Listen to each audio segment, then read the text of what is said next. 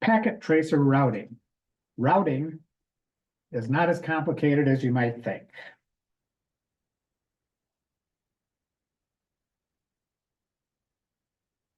One part of routing is determining, is the network address on your network or not? And that is done by looking at a combination of the subnet mask. The subnet mask masks out the network part of your address. So if the device I'm communicating with has an IP address starting with, in this case, because I have these first three masked out, 10.0.1, anything from 1 to 254 is going to be on my network. So this one's on my network. This one's on my network. 8.8.8.8 is not on my network. If something is not on my network, and this is the computer making this decision, where does the computer send the packet?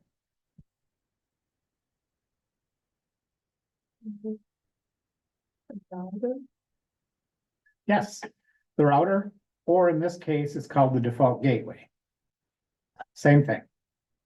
It also, most of the time, a router is also a firewall in most home uses. So default gateway, router, firewall, that's our exit point from our network to another network. Well, in this case, the other network we're exiting to is the internet, but it could be another network. That's what we're going to deal with in our packet tracer, is not necessarily exiting to the internet, but going from one network to another network, which is fairly common in a bigger enterprise network, like WNCC has all kinds of networks that are connected together. So let's take a look at the larger picture. The larger picture, oh, I don't need that right now. All right, the larger picture is, well, we have to start out by placing all this stuff in here. So we need a router.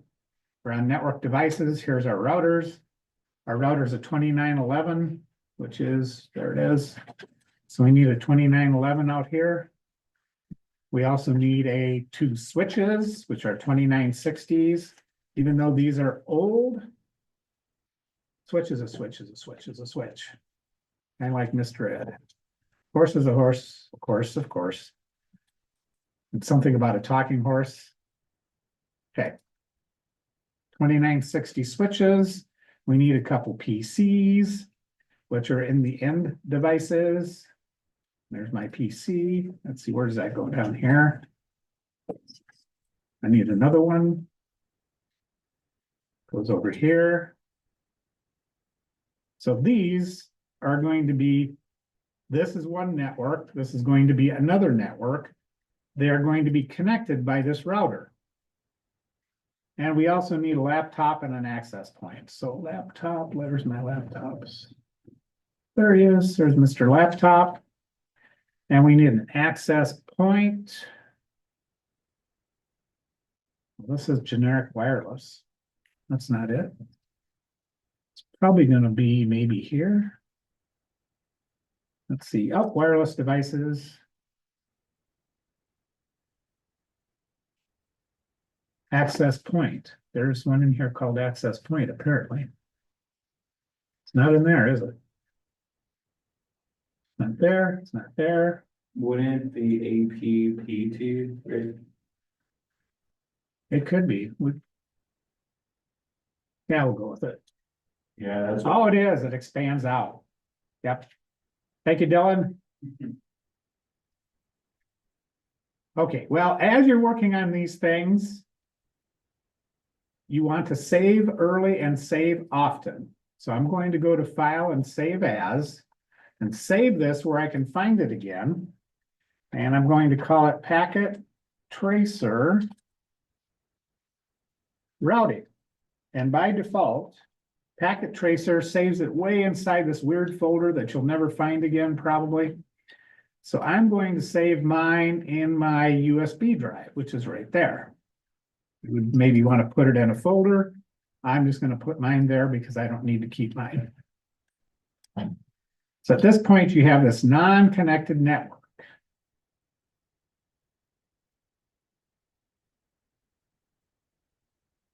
Well, the next step is we need to plop in our wireless card. Which is weird because now we don't have that problem, but in the old days, we had wireless cards we had to stick in there. You have to turn it off. And this is our card. That's our network card. You can see it has a little network guy on it. And if we drag it off, it's now empty. This guy, WPC, whatever it is our wireless card. It sort of looks like it has a little antenna kind of. And then you turn the power back on. And it's kind of a very light green. It is on, isn't it? Oh, yeah, it is. Yeah. So now it has wireless running. I don't know, what else do we do? Oh, we put in a static configuration. Why are we putting in static configurations? So the reason we're putting in static addresses in this lab is we don't have a DHCP server. And we want to test routing and see how it works, and it's simpler to work if we know what the IP addresses are. So we go to desktop, IP configuration, and there we are, static.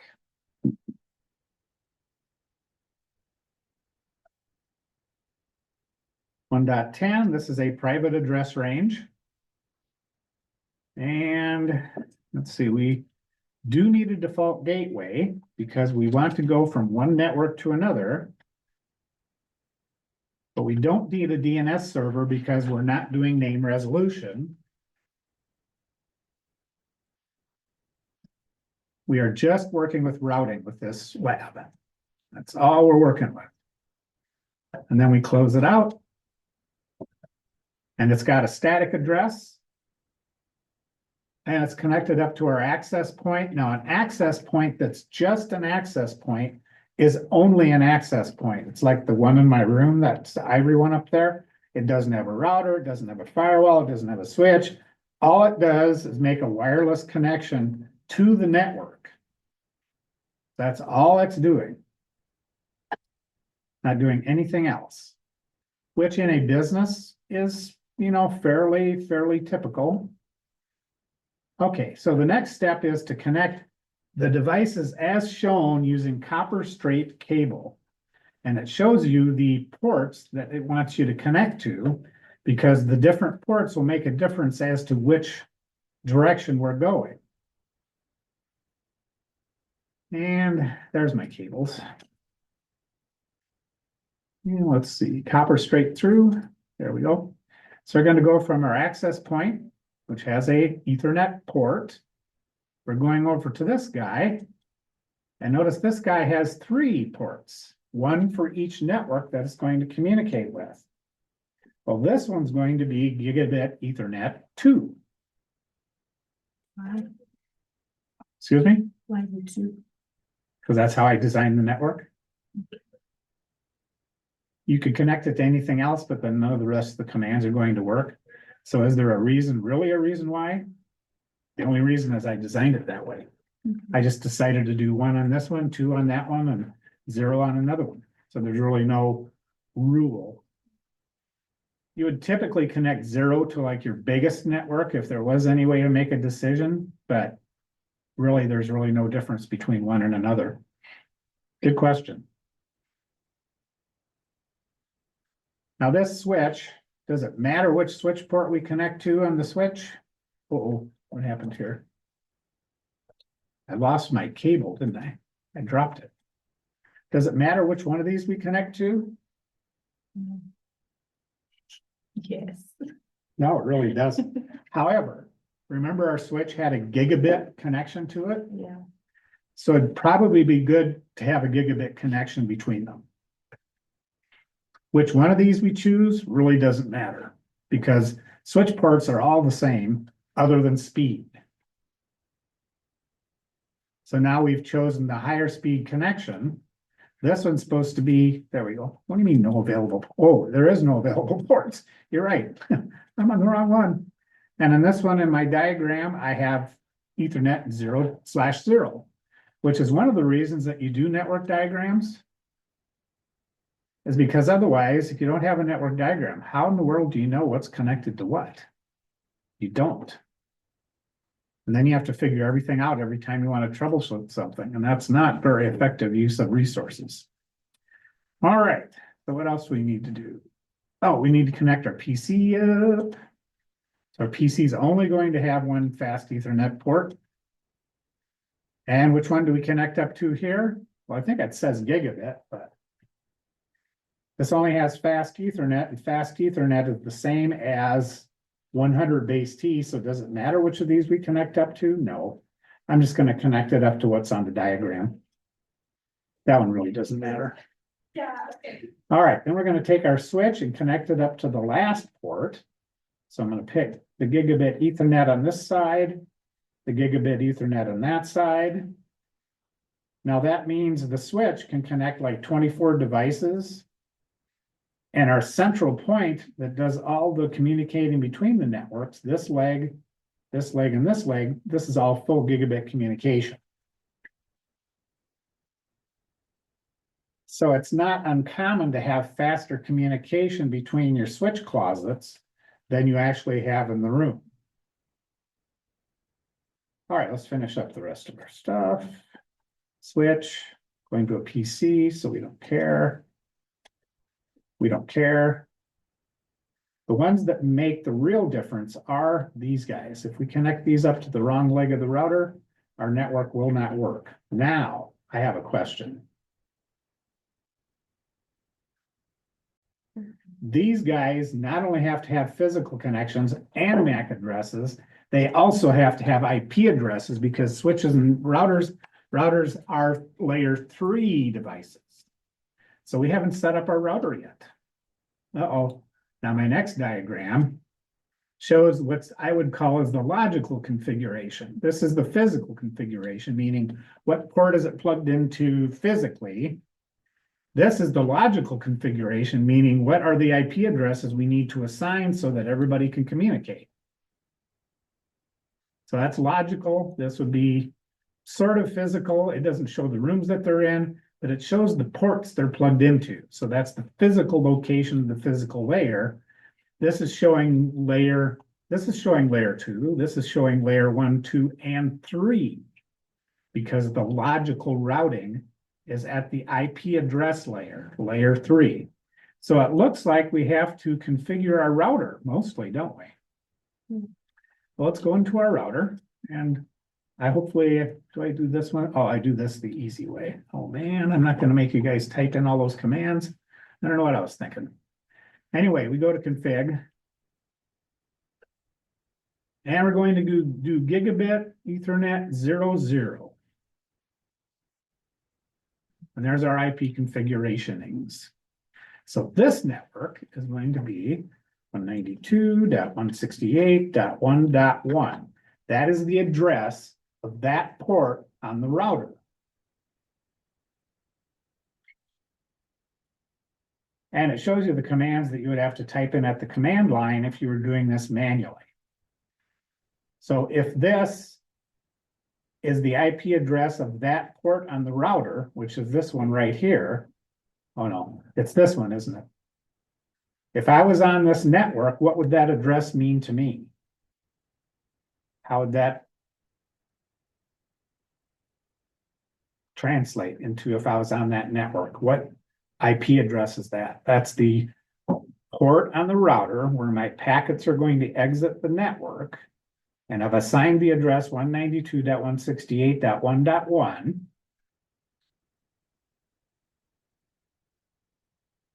Oh, I forgot we have to turn it on. There we go. Ask to also be enabled. Yeah, think about it. It'll come to you. All right, same thing here, except this is a different network. So what kind of IP addresses have we typically used .1 for? That might help. Probably local. That's a good thought. What has .1 been used for in just about everything we've done? Business, For what? business maybe? We've used addresses with blah, blah, blah, blah, blah, .1 quite a bit. What usually does that designate? And I've said that it's a convention to use that IP address. It's not a rule.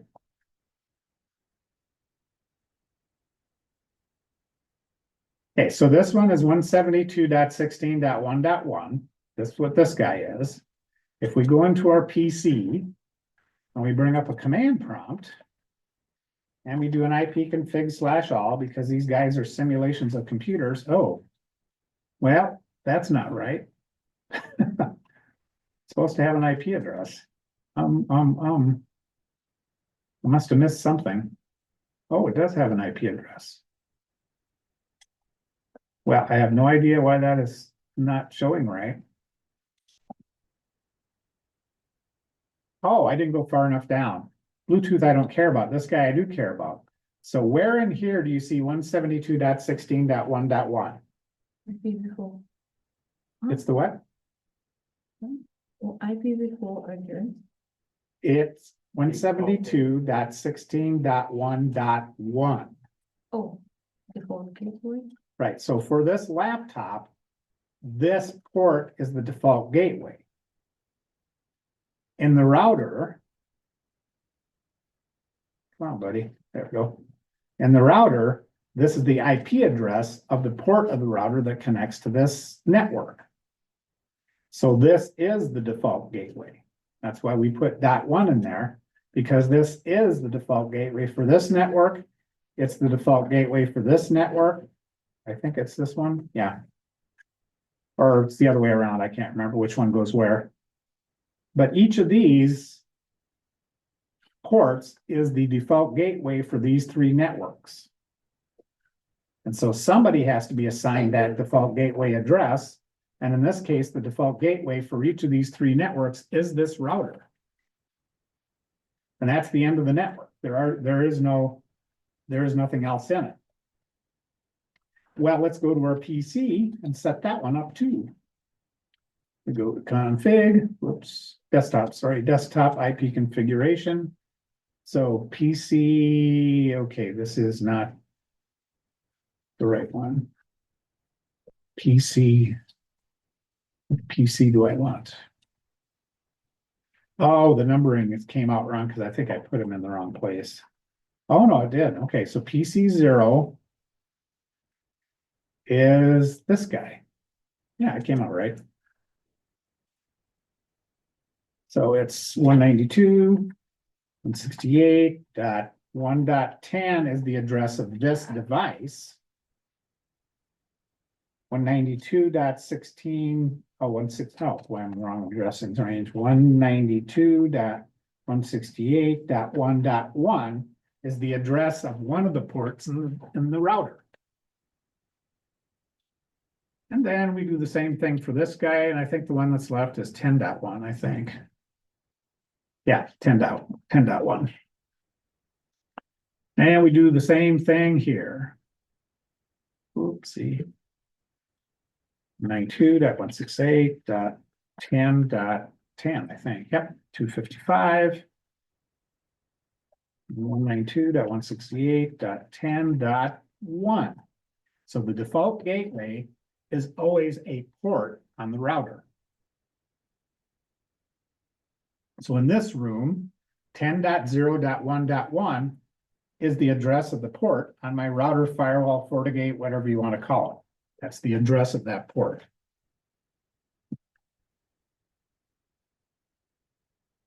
Normally, this router would have its own default gateway if it had a packet it didn't know what to do with. It doesn't. So it knows this network, it knows this network, it knows this network. So if I'm sending a packet over here, it knows to send it there. If I'm over here sending a packet to here, it knows it to send it over here. What would happen if I sent a packet to some place that doesn't exist? To an address that's not correct. I'm going to the laptop and I'm going to try that and see what happens. So if I ping 172.16.1.1, that's my gateway. That is this port on the router. And I should get traffic back, shouldn't I? Okay, so I want to go over here to this PC, which is 192.168.10.1. Let's see if I can go across the router and get there.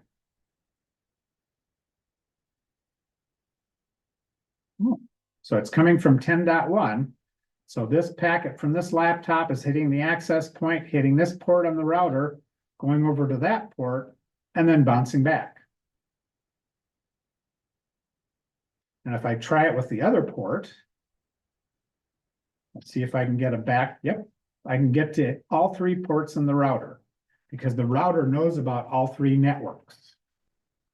Now, what do you suppose will happen if I ping something that's not on any of those networks? What do you think? The request will just time out. Yeah, it'll just time out and fail. It's just saying that, oh, hey, it isn't here. Yeah, I don't know what to do with you, sorry. Sorry, buddy, you're out of luck. Because our router doesn't have a default gateway. If it did, that's where it would go. No, I don't have a clear command in here. All right. Or I can't remember what it is. Well, regardless, let's work our way out now. We know we can hit each of the ports of the router. Let's see if we can hit each of the PCs. Can we ping the switches?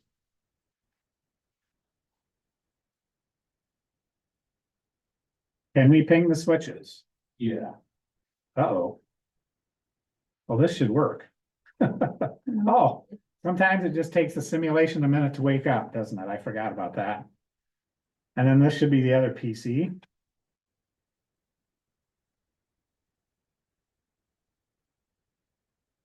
Yep, there it goes.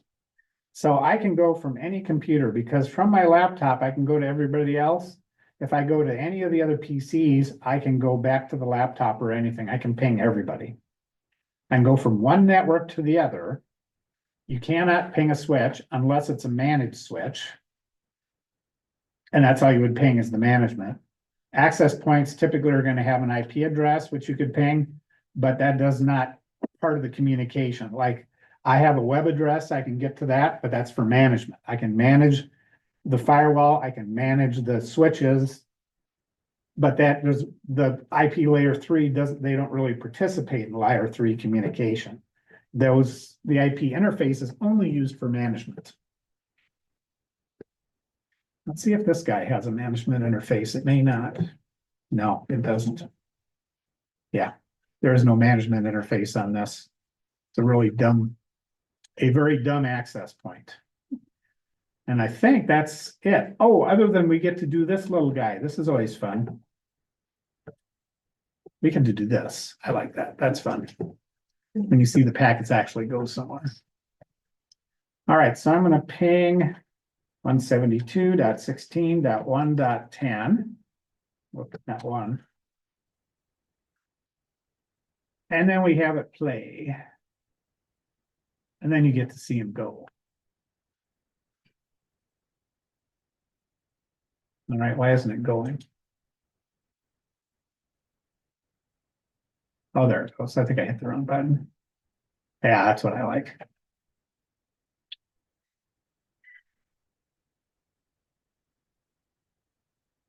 How about that? Isn't that fun? Yeah. That's what happens, except it happens zillions of times a second. It happens way faster. Doesn't it show it like moving around? Oh yeah, right. Where you hit the play button and yeah, it shows it all.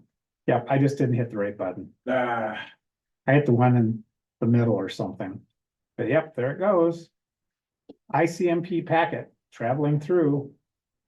Oh, that's like a different packet. I don't know what that's doing. Switches have something called, oh, what is it called? Yeah, spanning tree protocol. Yeah, you don't want to know what that means. What that actually means is that if you accidentally plug a port, if you accidentally plug two cables, like between this switch and this switch, or two cables between this and this, it causes a loop and takes down your network. And so spanning tree protocol says, okay, we can only have one connection per device. And with managed switches, that's almost always enabled.